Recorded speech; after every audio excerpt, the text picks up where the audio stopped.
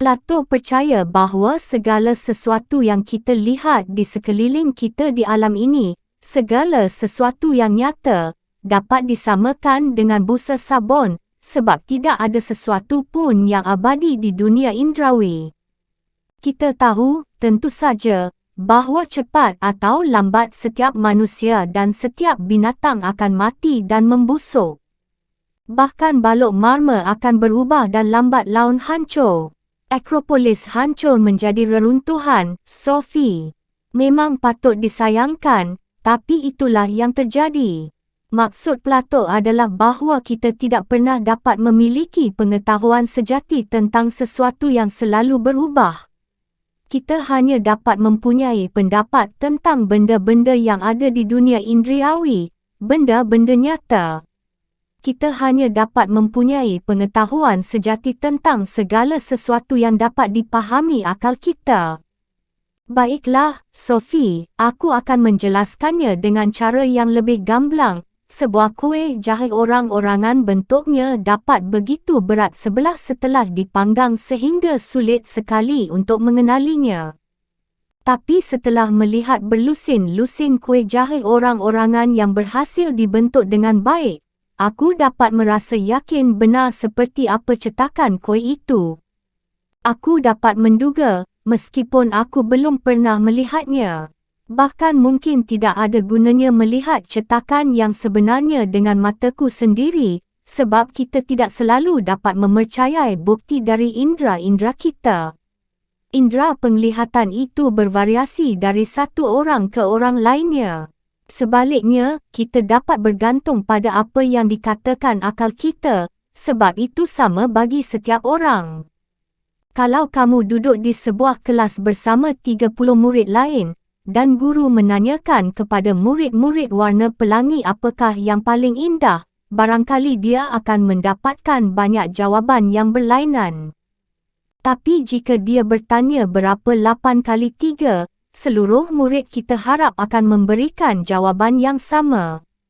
Sebab kini, akal yang berbicara dan akal, agaknya, merupakan lawan dari perkiraan atau perasaan. Kita dapat mengatakan bahawa akal itu kekal dan universal justru kerana ia hanya mengungkapkan keadaan-keadaan yang kekal dan universal.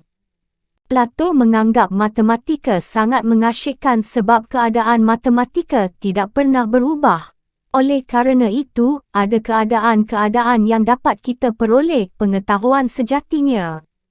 Tapi di sini kita membutuhkan sebuah contoh. Bayangkan kamu menemukan sebuah kerucut pohon cemara di hutan. Barangkali kamu mengatakan, kamu mengira bentuknya bundar sekali, sedangkan Joanna berkeras bentuknya sedikit datar di satu sisi. Lalu kalian mulai berdebat tentang itu. Tapi kamu tidak mungkin memiliki pengetahuan sejati tentang apa saja yang kamu lihat dengan matamu. Sebaliknya kamu dapat mengatakan dengan kepastian mutlak bahawa jumlah sudut dalam suatu lingkaran adalah 360 derajat. Di sini kamu berbicara tentang lingkaran ideal yang mungkin tidak ada di dunia fisik, tetapi dapat kamu gambarkan dengan jelas. Kamu berhadapan dengan cetakan kuih jahe berbentuk orang yang tersembunyi dan bukan dengan kuih tertentu di atas meja dapur. Pendeknya, kita hanya dapat memiliki konsepsi-konsepsi yang tidak tepat mengenai benda-benda yang kita lihat dengan indera kita. Tapi kita dapat memiliki pengetahuan sejati tentang benda-benda yang kita pahami dengan akal kita. Jumlah sudut dalam sebuah segitiga tetap 180 derajat sampai kiamat nanti. Dan begitu pula kuda ideal itu akan berjalan di atas 4 kaki, meskipun jika semua kuda di dunia indera patah sebelah kakinya. Jiwa yang abadi. Seperti yang pernah ku jelaskan, Plato percaya bahawa realitas itu terbagi menjadi dua wilayah. Satu wilayah adalah dunia indera, yang mengenainya kita hanya dapat mempunyai pengetahuan yang tidak tepat atau tidak sempurna dengan menggunakan 5 indera kita. Di dunia indera ini, segala sesuatu berubah, dan tidak ada yang permanen. Dalam dunia indera ini tidak ada sesuatu yang selalu ada, yang ada hanyalah segala sesuatu yang datang dan pergi. Wilayah yang lain adalah dunia ide, yang mengenainya kita dapat memiliki pengetahuan sejati dengan menggunakan akal kita. Dunia ide ini tidak dapat ditangkap dengan indera, tetapi ide atau bentuk-bentuk itu kekal dan abadi. Menurut Plato, manusia adalah makhluk ganda. Kita memiliki tubuh yang berubah yang tidak terpisahkan dengan dunia indera dan tunduk pada takdir yang sama seperti segala sesuatu yang lain di dunia ini, busa sabun misalnya. Semua yang kita indrai didasarkan pada tubuh kita dan karenanya tidak dapat dipercaya. Namun, kita juga memiliki jiwa yang abadi dan jiwa inilah dunianya akal. Dan karena tidak bersifat fisik, jiwa dapat menyelidiki dunia ide. Tapi itu belum semua, Sophie. Belum semua. Plato juga percaya bahawa jiwa telah ada sebelum ia mendiami tubuh. Ia berada di atas rak bersama seluruh cetakan kuih. Tapi begitu jiwa bangkit dalam tubuh manusia, ia telah melupakan semua ide yang sempurna. Lalu, sesuatu mulai terjadi. Sesungguhnya, suatu proses yang luar biasa dimulai. Ketika manusia menemukan berbagai bentuk di dunia alamiah ini, suatu ingatan yang sama-sama menggerakkan jiwanya. Dia melihat seekor kuda, tapi kuda yang tidak sempurna. Seekor kuda dari kuih jahe. Penglihatan atas kuda itu sudah cukup untuk membangkitkan dalam jiwanya ingatan yang sama-sama tentang kuda yang sempurna, yang pernah dilihat jiwa di dunia ide, dan ini menggerakkan jiwa dengan suatu kerinduan untuk kembali ke tempatnya yang sejati. Plato menyebut kerinduan ini eros yang berarti cinta. Maka jiwa mengalami kerinduan untuk kembali pada asal-usulnya yang sejati. Sejak itu tubuh dan seluruh dunia indera dianggap tidak sempurna dan tidak penting. Jiwa rindu untuk terbang pulang dengan sayap-sayap cinta ke dunia ide. Ia ingin dibebaskan dari belenggu tubuh. Aku harus buru-buru menekankan bahawa Plato sedang menggambarkan suatu jalan hidup yang ideal, sebab tidak semua manusia membiarkan jiwanya bebas untuk memulai perjalanan ke dunia ide. Kebanyakan orang bergantung pada bayangan ide di dunia indera. Mereka melihat seekor kuda dan kuda yang lain. Namun, mereka tidak pernah mengerti bahawa setiap kuda itu hanyalah tiruan yang buram. Mereka bergegas ke dapur dan mengenyangkan diri dengan kuih-kuih jahe tanpa memikirkan sama sekali dari mana kuih-kuih itu berasal. Yang dikemukakan Plato adalah jalan sang filosof. Filsafatnya dapat dipahami sebagai suatu gambaran dari praktik filosofis. Jika kamu melihat sebuah bayang-bayang, Sophie, kamu akan mengira bahawa pasti ada sesuatu yang menimbulkan bayang-bayang itu. Kamu melihat bayang-bayang seekor binatang. Kamu kira itu mungkin seekor kuda, tapi kamu tidak begitu yakin. Kamu berbalik dan melihat kuda itu sendiri yang tentu saja benar-benar lebih indah dan lebih tegas bentuknya daripada bayang-bayang kuda yang kabur. Plato juga percaya bahawa semua fenomena alam itu hanyalah bayang-bayang dari bentuk atau ide yang kekal. Tapi kebanyakan orang sudah puas dengan kehidupan di tengah bayang-bayang. Mereka tidak memikirkan apa yang membentuk bayang-bayang itu. Mereka mengira hanya bayang-bayang itulah yang ada, tanpa pernah menyadari bahawa bayang-bayang tersebut sesungguhnya hanyalah bayang-bayang. Dan dengan begitu, mereka tidak mengindahkan keabadian jiwa mereka sendiri. Keluar dari gua yang gelap. Plato mengemukakan suatu mitos yang menggambarkan hal ini. Kita menamakannya mitos gua. Aku akan menceritakannya kembali dengan kata-kataku sendiri. Bayangkan beberapa orang yang tinggal di dalam sebuah gua bawah tanah. Mereka duduk membelakangi mulut gua dengan tangan dan kaki terkekang sedemikian rupa, sehingga mereka hanya dapat memandang dinding belakang gua. Di belakang mereka ada dinding tinggi, dan di belakang dinding itu lewat makhluk-makhluk yang menyerupai manusia, memegang berbagai benda di atas puncak dinding. Karena ada api di belakang benda-benda ini, timbul bayangan yang berkejap-kejap di dinding belakang gua. Maka satu-satunya yang dapat dilihat para penghuni gua adalah permainan bayang-bayang ini. Mereka telah berada dalam posisi ini sejak dilahirkan. Maka mereka mengira hanya bayang-bayang itulah yang ada. Bayangkan sekarang bahawa salah seorang penghuni gua berusaha untuk membebaskan diri dari ikatan-ikatannya. Hal pertama yang ingin diketahuinya adalah dari mana asal semua bayang-bayang ini. Menurutmu apa yang terjadi ketika dia berbalik dan melihat benda-benda yang dipegang di atas dinding? Mula-mula, dia silau kerana cahaya yang terang. Dia juga terpesona ketika melihat benda-benda itu dengan jelas sebab sebelumnya dia hanya melihat bayang-bayang mereka. Jika dia berusaha untuk memanjat dinding dan melihat dunia luar, dia akan lebih takjub lagi. Tapi setelah mengusap matanya, dia akan terpesona oleh keindahan dari segala sesuatu. Untuk pertama kalinya, dia akan melihat warna-warna dan bentuk-bentuk yang jelas. Dia akan melihat binatang dan bunga yang sebenarnya, yang bayang-bayangnya di dalam gua hanyalah refleksi yang suram. Bahkan sekarang, dia akan bertanya kepada dirinya sendiri dari mana asal semua binatang dan bunga itu. Lalu, dia akan melihat matahari di langit, dan menyadari bahawa inilah yang memberikan kehidupan pada binatang-binatang dan bunga-bunga tersebut, sebagaimana api mengakibatkan terlihatnya bayang-bayang. Penghuni gua yang kegirangan itu kini dapat pergi keluar, bahagia dengan kebebasan yang baru saja diperolehnya. Namun sebaliknya, dia memikirkan semua orang lainnya yang masih tertinggal di dalam gua. Dia kembali. Begitu tiba di sana, dia berusaha untuk meyakinkan para penghuni gua bahawa bayang-bayang pada dinding gua itu hanyalah refleksi dari benda-benda yang sebenarnya. Tapi mereka tidak percaya padanya. Mereka menunjuk ke dinding gua dan mengatakan bahawa yang mereka lihat itulah yang sesungguhnya. Akhirnya, mereka membunuhnya.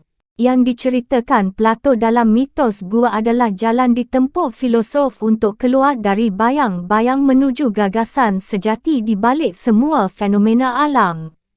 Dia mungkin juga terkenang akan Sokrates, yang dibunuh oleh para penghuni gua, sebab dia menggoyahkan gagasan konvensional mereka dan berusaha untuk menerangi jalan menuju wawasan sejati.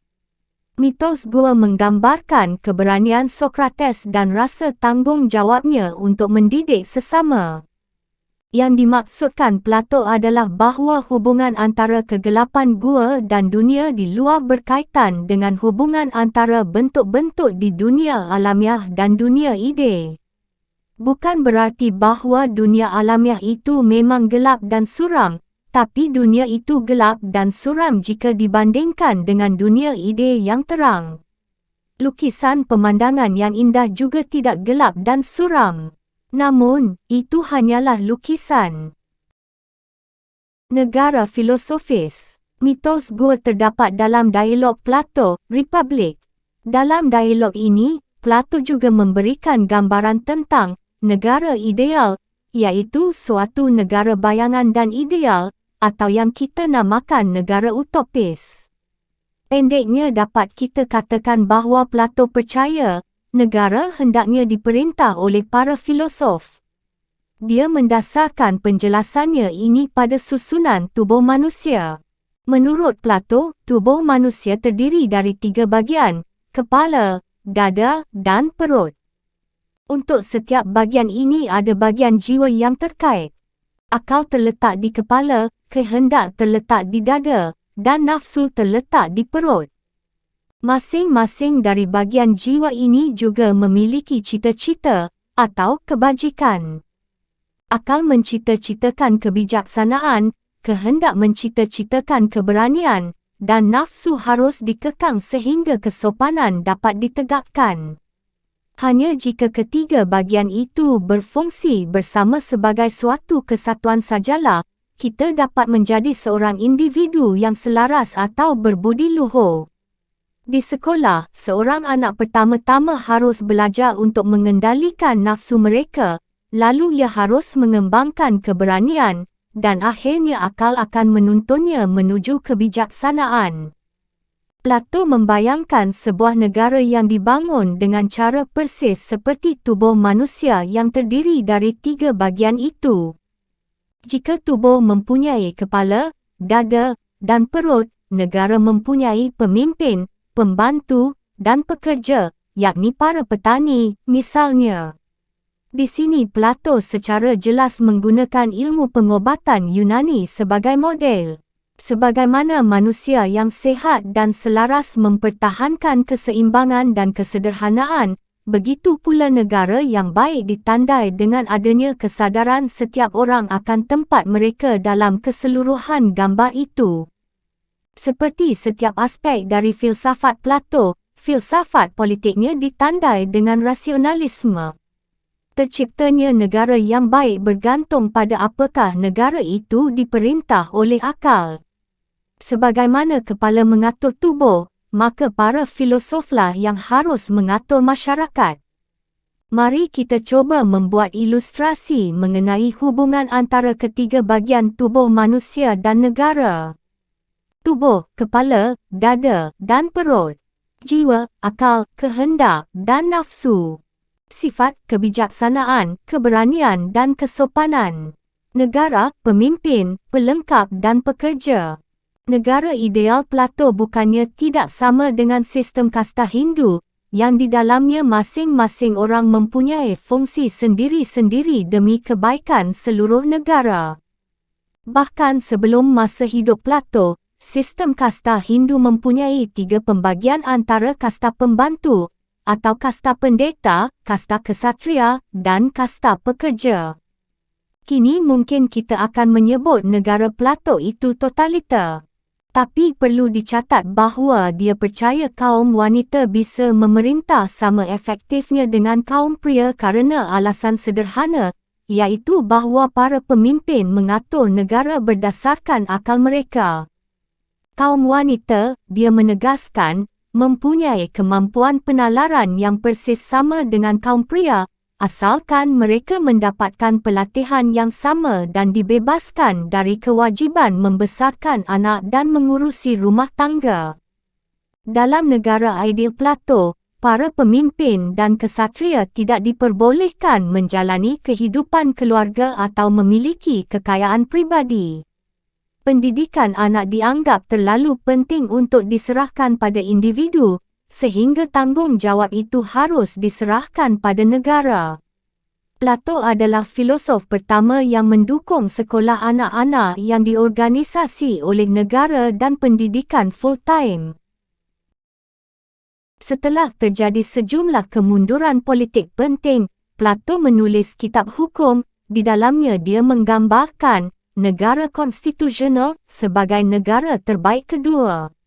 Dia kembali membicarakan kekayaan pribadi dan ikatan keluarga. Kebebasan kaum wanita menjadi lebih dibatasi.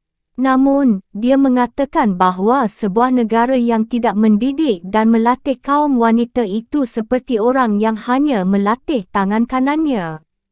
Akhirnya, dapat kita katakan bahawa Plato mempunyai pandangan positif tentang kaum wanita, mengingat zaman dia hidup. Dalam dialog simposium, dia memberikan kepada seorang wanita, pendeta wanita yang legendaris, Diotima, kehormatan kerana telah memberikan wawasan filsafat kepada Sokrates. Jadi, itulah Plato, Sophie. Teori-teorinya yang menakjubkan telah dibahas dan dikecam selama lebih dari 2000 tahun. Orang pertama yang melakukan itu adalah salah satu murid dari akademinya sendiri. Namanya Aristoteles, dan dialah filosof besar ketiga dari Athena. Sampai di sini dulu ya. Sementara Sophie membaca tentang Plato, matahari telah naik di atas hutan sebelah timur.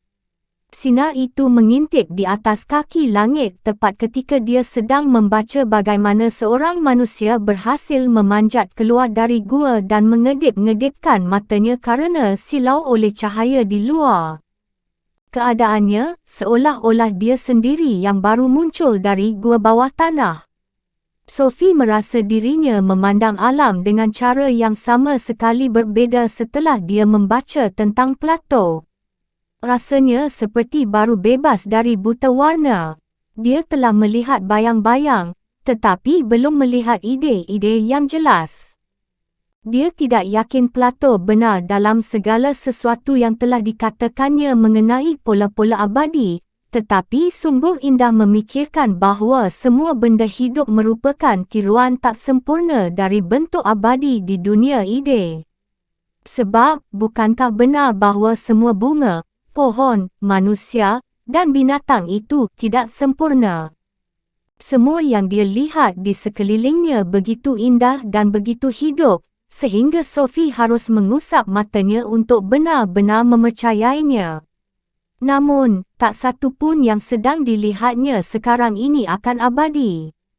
Sekalipun begitu dalam waktu 100 tahun, bunga-bunga dan binatang-binatang yang sama akan muncul lagi. Bahkan jika setiap kuntum bunga dan setiap ekor binatang akan lenyap dan terlupakan, akan tetap ada sesuatu yang mengingatkan bagaimana rupa bunga atau binatang tersebut. Sophie menatap dunia di hadapannya. Tiba-tiba, seekor tupai berlari menaiki sebatang pohon cemara. Ia mengelilingi batang itu beberapa kali dan lenyap ditelan cabang-cabangnya. "Aku telah melihatmu sebelumnya," pikir Sophie. Dia menyadari, mungkin itu bukan tupai yang sama yang pernah dia lihat sebelumnya, tapi dia telah melihat bentuk yang sama. Menurut hematnya, Plato benar. Mungkin dia benar-benar telah melihat tupai abadi sebelumnya di dunia ide, sebelum jiwanya bersemayam dalam tubuh manusia. Tapi, benarkah dia pernah hidup sebelumnya? Apakah jiwanya pernah ada sebelum ia mendapatkan tubuh untuk ditinggali? Dan benarkah dia membawa sebongkah emas kecil dalam dirinya, permata yang tidak dapat dirusak oleh waktu, jiwa yang akan terus hidup ketika tubuhnya sendiri menjadi tua dan mati? Gubuk Sang Mayor. Gadis dalam cermin itu mengedipkan kedua matanya. Sekarang baru pukul 7:15. Tidak perlu terburu-buru pulang. Ibu Sophie selalu santai pada hari Minggu, maka dia mungkin masih akan tidur selama 2 jam lagi. Haruskah dia masuk lebih jauh ke dalam hutan dan berusaha menemukan Alberto Knox? Dan mengapa anjing itu menggeram kepadanya dengan begitu galak? Sophie bangkit dan mulai melangkah di jalan yang dilewati Hermes. Dia membawa amplop coklat dengan halaman-halaman dipenuhi penjelasan tentang Plato di tangannya. Setiap kali jalan bercabang, dia mengambil jalan yang lebih lebar. Burung berkicau di mana-mana di pepohonan dan di udara, di semak-semak dan belukar. Mereka sibuk dengan tugas pagi. Mereka tidak mengenal perbezaan antara hari Minggu dan hari kerja. Siapa yang pernah mengajari mereka untuk melakukan semua itu? Apakah ada sebuah komputer kecil di dalam tubuh mereka masing-masing yang memprogram mereka untuk melakukan hal-hal tertentu? Jalan itu menanjak ke arah bukit kecil, lalu menurun tajam di antara pohon-pohon cemara yang tinggi. Hutan begitu lebat sehingga dia hanya dapat melihat sejarak beberapa meter di sela pepohonan. Tiba-tiba, dia melihat sesuatu yang berkilau di antara batang-batang pohon cemara. Itu pasti sebuah danau kecil.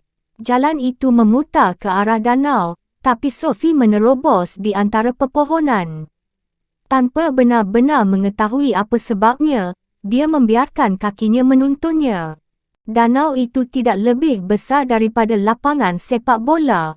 Di seberang, dia dapat melihat sebuah gubuk bercat merah di atas tanah terbuka yang dikelilingi oleh pohon-pohon birkin perak. Gumpalan asap tipis naik dari cerobong asap. Sophie turun ke tepi air. Air itu sangat berlumpur di banyak tempat, tapi kemudian dia melihat sebuah perahu dayung. Perahu itu sudah agak ke tengah air, ada sepasang dayung di dalamnya. Sophie melihat sekeliling. Dengan usaha apapun, mustahil dia bisa menyeberangi danau menuju Gubuk Merah itu tanpa membuat sepatunya basah. Dengan yakin, dia mendekati perahu itu dan mendorongnya ke dalam air. Lalu dia naik, memasang dayung pada kunci dayung, lalu mulai mendayung menyeberangi danau. Perahu dengan cepat sampai di tepi seberang. Sophie turun dan berusaha untuk menarik perahu di belakangnya. Tepian di sini jauh lebih curam dibandingkan dengan seberangnya. Dia menengok ke belakang hanya sekali sebelum berjalan menuju gubuk. Dia sungguh heran dengan keberaniannya sendiri. Bagaimana dia dapat seberani ini, dia tidak tahu. Seakan-akan sesuatu mendorongnya. Sophie menuju pintu dan mengetuk. Dia menunggu sebentar tapi tidak ada yang menyahut. Dia mencoba memutar pegangan pintu dengan waspada, dan pintu pun terbuka. "Halo," dia berseru. "Ada orang." Dia masuk dan mendapati dirinya berada di ruang duduk. Dia tidak berani menutup pintu di belakangnya. Jelas ada seseorang yang tinggal di sini. Sophie dapat mendengar kayu mendedas di tungku tua. Seseorang berada di sini belum lama ini. Di atas sebuah meja makan besar terletak mesin ketik, beberapa buku, sepasang pensil, dan setumpuk kertas. Sebuah meja yang lebih kecil dan dua kursi berdiri di dekat jendela yang membuka ke arah danau. Selain itu, hanya ada sedikit sekali perabot, meskipun satu dinding penuh ditutup dengan rak-rak yang syarat buku. Di atas peti berlaci tergantung sebuah cermin bulat dengan figura kuningan yang berat. Benda itu tampak sangat kuno. Pada salah satu dinding tergantung dua lukisan. Yang satu adalah lukisan cat minyak sebuah rumah putih yang terletak selemparan batu dari teluk kecil dengan sebuah rumah perahu merah. Antara rumah dan rumah perahu itu adalah taman landai dengan sebatang pohon apel, semak-semak yang lebat, dan bebatuan. Pohon-pohon birkin yang berjajar rapat memagari taman bagaikan kalungan bunga. Judul lukisan itu adalah Berjerkeli. Di samping lukisan itu tergantung potret tua seorang pria yang sedang duduk di kursi dekat jendela. Sebuah buku terletak di pangkuannya. Dalam gambar ini juga tampak sebuah teluk kecil dengan pepohonan dan bebatuan di latar belakang. Tampaknya lukisan itu telah dibuat beberapa ratus tahun yang lalu. Judul lukisan itu adalah Berkeley. Pelukisnya, Smibert.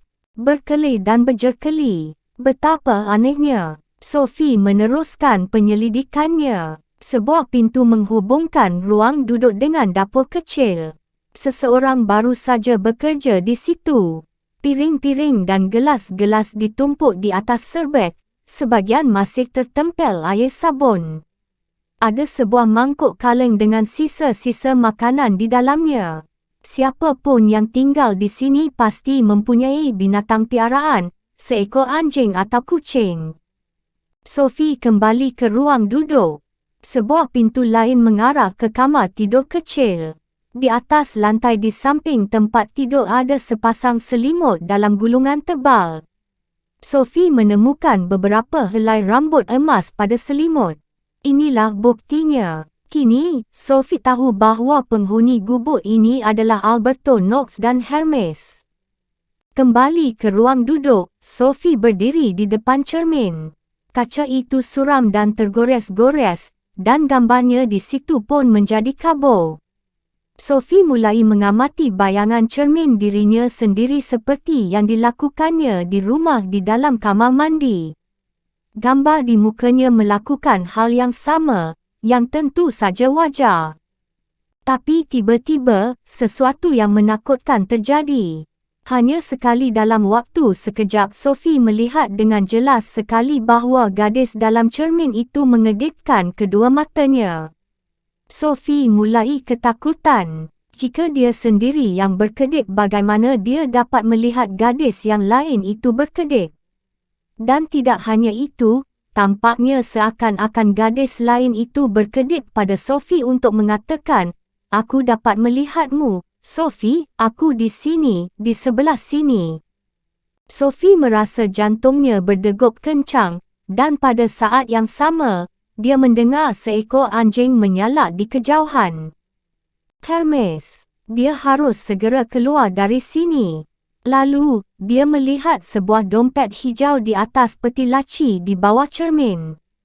Di situ tersimpan selembar wang 100 crown, selembar 50-an, dan sebuah kartu pengenal sekolah. Pada kartu itu tertempel sebuah foto seorang gadis dengan rambut indah. Di bawah foto tertulis nama gadis itu, Hilde Molyneux. Sophie gemetar. Lagi-lagi dia mendengar anjing menyalak. Dia harus keluar secepatnya. Ketika bergegas melewati meja, dia melihat sebuah amplop putih di antara buku-buku dan tumpukan kertas. Di situ tertulis sebuah kata, Sophie. Sebelum sempat menyadari apa yang sedang dilakukannya, dia mengambil amplop itu dan menyimpannya ke dalam amplop coklat yang berisi pelajaran tentang Plato. Lalu dia lari keluar pintu dan membantingnya di belakangnya. Salakan anjing itu semakin dekat. Tapi, perahu itu tidak ada lagi. Setelah 1-2 detik dia melihatnya. Perahu itu terseret ke tengah danau. Salah satu dayungnya mengambang di sampingnya. Semua itu kerana dia tadi tidak mendorongnya benar-benar ke daratan. Dia mendengar anjing itu menyalak di dekatnya sekarang dan melihat gerakan-gerakan di antara pepohonan di seberang danau. Sophie tidak ragu-ragu lagi. Dengan amplop besar di tangannya, dia melompat ke dalam semak-semak di belakang gubuk.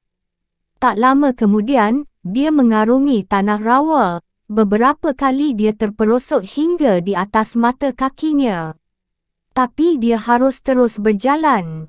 Dia harus sampai di rumah. Kini, dia tiba di sebuah jalan. Apakah ini jalan yang diambilnya tadi? Dia berhenti untuk memeras gaunnya. Dan kemudian dia mulai menangis. Bagaimana dia bisa begitu bodoh? Yang paling dia sesali adalah perahu itu. Dia tidak dapat melupakan pemandangan perahu dayung itu dengan sebuah dayungnya terseret tanpa daya ke tengah danau. Semua itu sungguh memalukan, sungguh. Guru filsafat itu mungkin telah sampai di danau sekarang. Dia akan membutuhkan perahu untuk tiba di rumah. Sophie nyaris merasa dirinya bagaikan seorang penjahat. Tapi dia tidak melakukan hal itu dengan sengaja. Amplop itu barangkali lebih buruk lagi. Mengapa dia mengambilnya? Sebab namanya tertera di situ, tentu saja, maka bisa dikatakan bahawa itu miliknya. Tapi meskipun begitu, dia merasa dirinya seperti seorang pencuri. Lagi pula, dia justru memberikan bukti bahawa dialah yang tadi datang ke sana. Sophie menarik keluar sebuah catatan dari amplop. Bunyinya, mana yang ada lebih dulu, ayam atau ayam? Ide. Apakah kita dilahirkan dengan ide-ide bawaan? Apakah perbezaan manusia antara tanaman, binatang, dan mengapa hujan turun? Apa yang dibutuhkan untuk menjalani kehidupan yang baik? Sophie tidak mungkin dapat memikirkan pertanyaan-pertanyaan ini sekarang. Namun, dia mengira-ngira bahawa semua itu ada kaitannya dengan filosof berikutnya. Kalau tak salah namanya Aristoteles. Ketika akhirnya melihat pagar tanaman setelah lama berlari melintasi hutan, dia merasa seperti sedang berenang ke pantai setelah kapalnya tenggelam. Pagar tanaman itu tampak lucu dari sebelah sini. Dia tidak melihat arloji sampai dia tiba merangkak ke dalam sarang. Kini jam 10:30. Dia meletakkan amplop ke dalam kaleng biskuit bersama kertas-kertas lain dan mengepit catatan dengan pertanyaan-pertanyaan baru itu di pahanya. Ibunya sedang menelepon ketika dia masuk. Ketika melihat Sophie, dia segera meletakkan telefon. "Dari mana saja kamu?" "Aku berjalan-jalan di hutan," jawabnya tergagap. Kelihatannya begitu. Sophie berdiri diam, mengamati air menetes-netes dari gaunnya. "Aku menelepon Joanna." "Joanna." Ibunya membawakannya beberapa pakaian kering. Sophie hanya berusaha untuk menyembunyikan catatan dari sang filosof. Lalu mereka duduk bersama di dapur, dan ibunya membuat coklat panas. "Apakah kamu bersama pria itu?" "Pria itu?" Sophie hanya dapat memikirkan guru filsafatnya. "Dengan dia, ya. Dia, kelincimu." Sophie menggelengkan kepalanya. "Apa yang kalian kerjakan ketika kalian bersama-sama, Sophie? Mengapa kamu basah kuyup begitu?" Sophie duduk menatap meja dengan muram. Namun jauh di dalam hati dia tertawa. Kasihan ibu, kini dia harus memusingkan hal itu. Dia menggelengkan kepalanya lagi. Lalu lebih banyak lagi pertanyaan yang menghujaninya. "Sekarang aku ingin tahu yang sebenarnya. Apakah kamu keluar semalaman? Mengapa kamu pergi tidur dengan pakaian lengkap? Apakah kamu menyelinap keluar begitu aku tidur? Kamu baru 14 tahun, Sophie. Aku harus tahu siapa yang kamu temui." Sophie mulai menangis. Lalu dia berbicara. Dia masih ketakutan, dan jika seseorang ketakutan dia biasanya berbicara. Dia menjelaskan bahawa dia bangun pagi-pagi dan berjalan-jalan ke hutan. Dia menceritakan kepada ibunya tentang gubuk dan perahu itu, dan tentang cermin yang misterius. Namun, dia tidak menyebut-nyebut perihal pelajaran melalui surat-surat rahasia. Dia juga tidak menceritakan dompet hijau. Dia tidak benar-benar mengerti mengapa, tapi dia harus menyimpan sendiri cerita tentang Hilde. Ibu melingkarkan tangannya memeluk Sophie, dan Sophie tahu bahawa ibunya mempercayainya sekarang. "Aku tidak mempunyai pacar," Sophie terisak. "Aku hanya mengucapkannya sebab ibu begitu meributkan masalah kelinci putih." "Dan kamu benar-benar pergi sampai ke gubuk Sang Mayor," ibunya dengan penuh pikiran kata. "Gubuk Sang Mayor." Sophie menatap ibunya. Gubuk kayu kecil itu dinamakan Gubuk Sang Mayor sebab beberapa tahun yang lalu, seorang mayor angkatan bersenjata tinggal di sana beberapa lama. Dia agak eksentrik, sedikit sinting kukira. Tapi sudahlah. Sejak itu, gubuk itu tidak ditinggali lagi. Tapi bukan begitu. Ada seorang filosof tinggal di sana sekarang. "Oh, berhentilah, jangan berfantasi lagi." Sophie masuk ke kamarnya, memikirkan apa yang telah terjadi. Kepalanya terasa seperti sirkus yang riuh rendah dengan gajah-gajah yang berjalan lamban, badut-badut tolol, para pemain trapeze yang pemberani, dan monyet-monyet terlatih. Tapi satu ingatan terus-menerus merasukinya, sebuah perahu dayung kecil dengan satu dayungnya di danau jauh di tengah hutan dan seseorang yang membutuhkan perahu itu untuk pulang ke rumahnya. Dia merasa yakin bahawa guru filsafat itu tidak bermaksud mencelakainya, dan pasti akan memaafkannya seandainya dia tahu Sophie telah datang ke gubuknya. Tapi Sophie telah melanggar persetujuan. Hanya itulah ucapan terima kasih yang diterimanya setelah memberi pendidikan filsafat. Bagaimana Sophie bisa memperbaiki keadaan ini? Sophie mengeluarkan kertas merah jambu dan mulai menulis. "Filosof yang baik, akulah yang datang ke gubuk anda hari Minggu pagi. Aku begitu ingin bertemu dengan anda dan membicarakan beberapa masalah filsafat. Saat ini, aku menjadi penggemar Plato, Tapi aku tidak yakin dia benar mengenai ide-ide atau gambar-gambar pola yang ada dalam realitas yang lain itu. Tentu saja mereka ada dalam jiwa kita, tapi kukira setidak-tidaknya untuk saat ini adalah hal yang berbeda. Aku pun harus mengakui bahawa aku tidak sungguh-sungguh yakin tentang keabadian jiwa. Secara pribadi, aku tidak menyimpan ingatan dari kehidupanku sebelumnya. Jika anda dapat meyakinkanku bahawa jiwa nenekku yang sudah meninggal kini bahagia di dunia ide, aku akan sangat berterima kasih. Sebenarnya, bukan kerana alasan filosofis aku menulis surat ini, yang akan kumasukkan ke dalam sebuah amplop merah jambu dengan segumpal gula. Aku hanya ingin mengatakan penyesalan kerana tidak patuh. Aku berusaha untuk menarik perahu itu agar benar-benar sampai ke daratan, tapi ternyata aku tidak cukup kuat.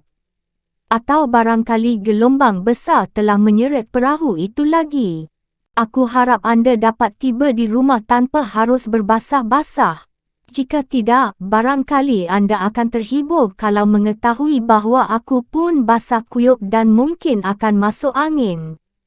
Tapi itu memang salahku sendiri.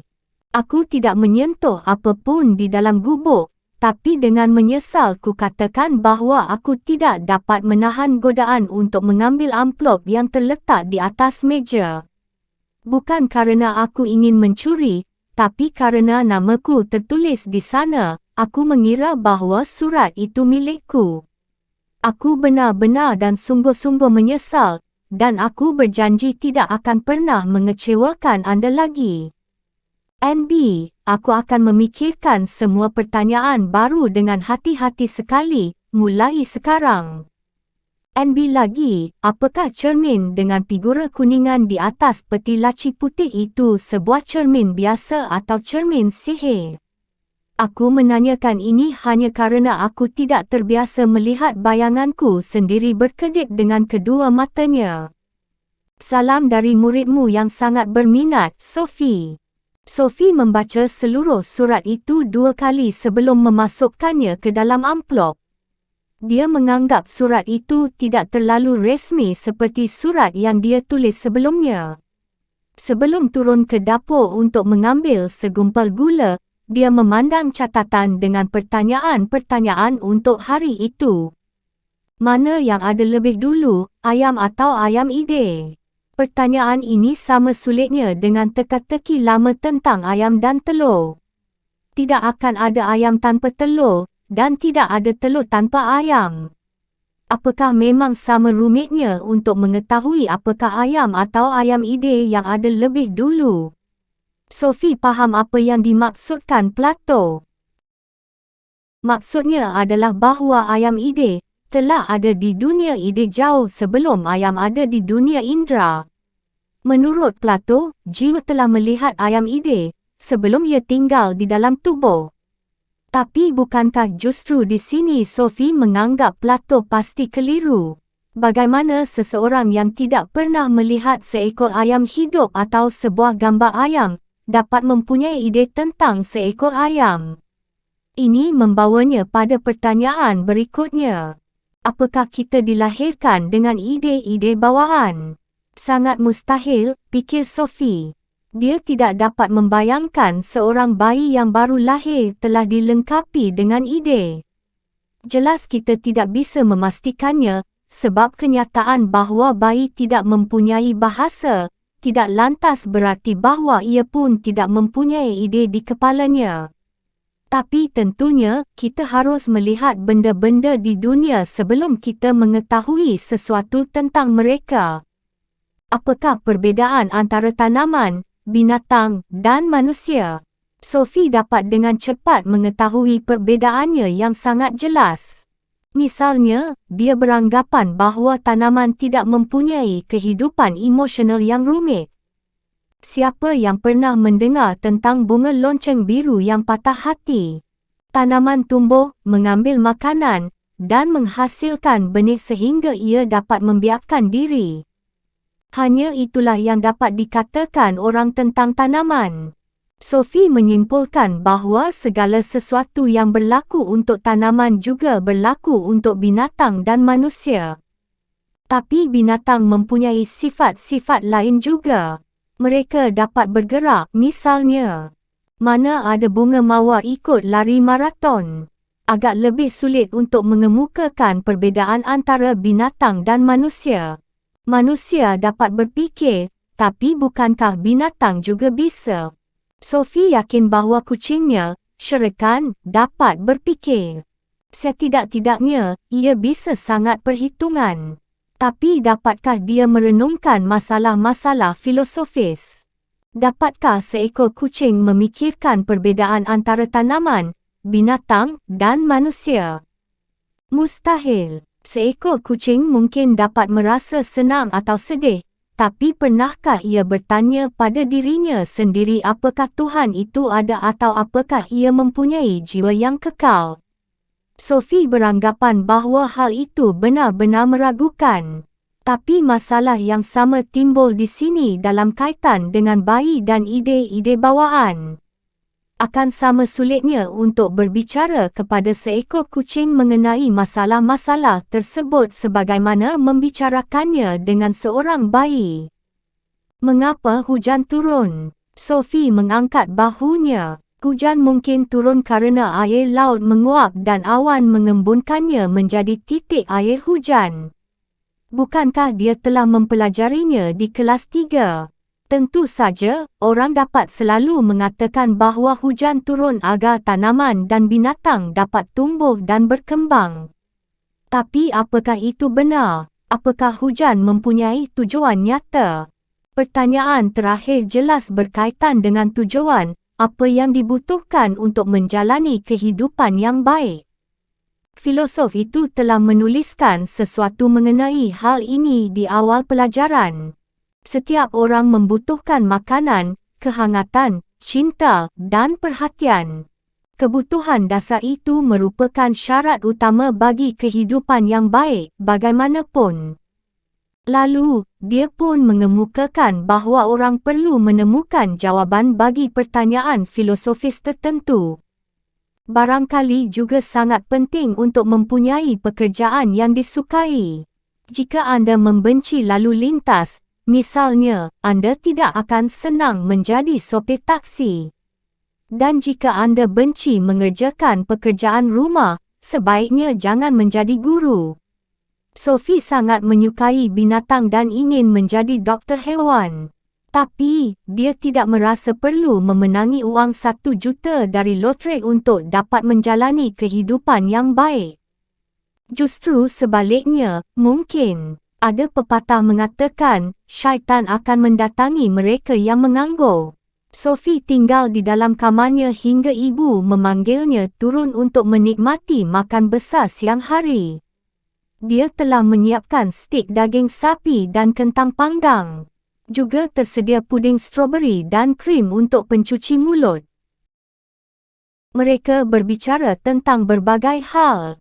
Ibu Sophie bertanya dengan cara bagaimana dia ingin merayakan ulang tahunnya yang ke-15. Hari ulang tahun itu tinggal beberapa minggu lagi. Sophie mengangkat bahu. Tidakkah kamu akan mengundang seseorang maksudku? Tidakkah kamu ingin mengadakan pesta?